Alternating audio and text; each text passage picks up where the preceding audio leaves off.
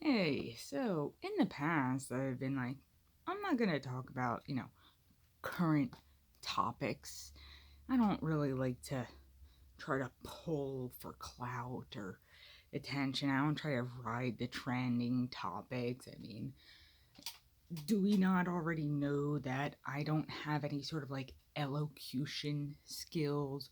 I don't write scripts.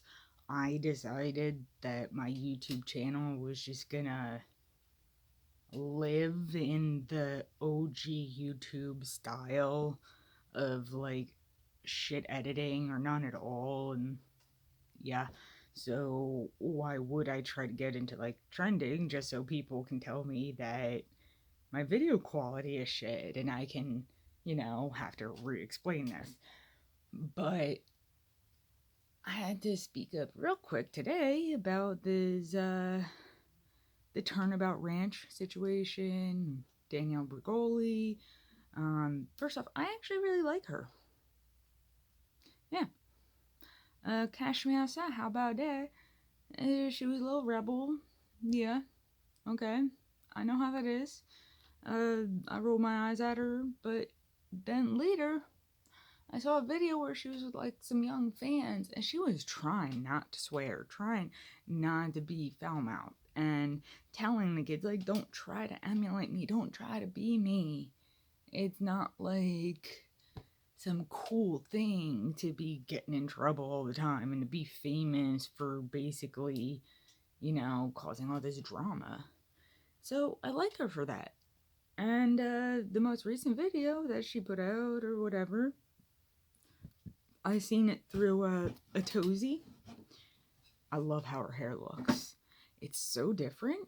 She looks so different, but I love it. It looks really like good on her. Honestly, she looks totally different. But I just want to say that, Paris Hilton and Kat Von D, like all these people coming out with these stories about these ranches and places. I had a somewhat similar situation when I was younger and traumatized and acting out and stuff, getting in trouble all the time. Father threatened me with things like military school. Yeah. Eventually, I was like grounded for something. I don't remember what. I was like constantly grounded for getting in trouble for something or another for acting out because I acted out a lot. Um, and so I was grounded and I wasn't allowed to have friends over. So I was at home when my doorbell rang and like a mob of my friends were outside. And I started panicking, like, y'all can't be here. But one of them wanted to like use the bathroom or something real quick before heading back out. Oops, hold. Stupid alarm went off. I forgot to turn it off. And anyway, so yeah, I would act out and stuff. My father like threatened to send me to military school, blah blah blah. And then grounded, and friends showed up, and there was like a whole bunch of them, and one of them needed to just like use the bathroom or something. So I was like, all right, just use the bathroom and then get going because my father was saying, I'm grounded, no one's allowed over. My father decided he was going to show up to check on me. And hopefully he never sees this video, or his wife, or my younger brother. But if they do, sorry for exposing the abuse, but it happened. My father decided that he was going to punish me and pick me up by the throat and throw me through a glass table. Now, he says all he was doing was trying to like hold me still because I was like freaking out and thrashing around, and that he punched the table. But I had a witness there. He threw me through the table. My friends practically carried me to the police station so I could get help, be protected. But the place I was taken to was basically like juvie light. And we were like literally locked into rooms and stuff, and it was weird. At night, like through the vents, people would be singing, "Locked up, won't let me out. So been locked up, won't let me out."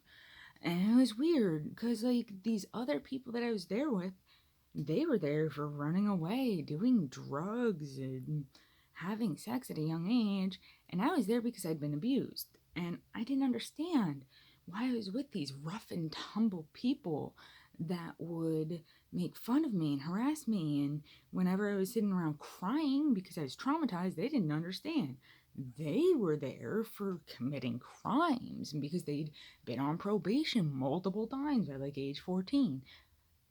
I didn't get it. And then when I got out, I was on house arrest. And then I went to a therapist, and this therapist sat down, he looked at me, and was like, "So, I heard that you got yourself locked up because you were running away from home and selling your body for drugs.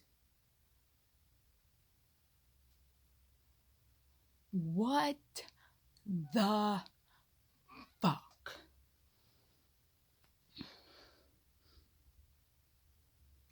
I don't know if anyone's noticed yet, if they've seen any of my other videos here, but I kinda never fully recovered. Yeah? I've got so much trauma. So much trauma. And things like being sent to a place where I'm locked up and punished didn't help. If I've been put in anger management or cognitive behavioral therapy, things like that. Yeah, it could have been helped, but instead I was just like locked up and told how horrible I was. These places don't help. They do not help. I'm sorry. Don't send your kids to these fucking places, okay?